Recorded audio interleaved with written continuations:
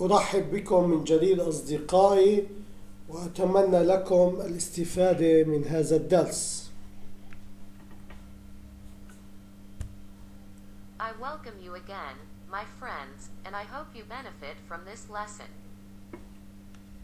نموذج رقم 6 خاص في كشف مادة معينة، وهذا الكشف يجب أن يظهر كمية المواد التي سوف تدخل إلى المستودع عن طريق فاتورة الشراء،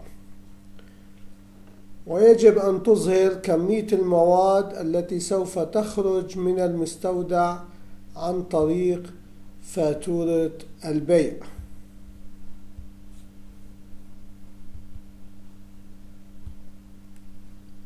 Form number 6 for a specific item list, and this statement must show the quantity of materials that will enter the warehouse through the purchase invoice. And the amount of materials that will leave the warehouse must be shown through the sales invoice. لذلك سوف نقوم بإدراج عمود قبل عمود كمية الإخراج، نسميه كمية الإدخال،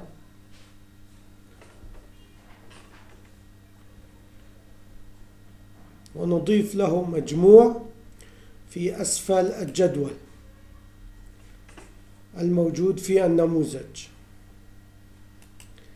لكي يقوم بالجمع. وأيضا سوف نضيف أداة لجمع كمية الإخراج، ويوجد أداة لاستنتاج الرصيد الباقي في المستودع. Therefore, we will insert a column before the output quantity column we call the input quantity and add a sum to it at the bottom of the table in the form in order to collect, and also we will add a tool to collect the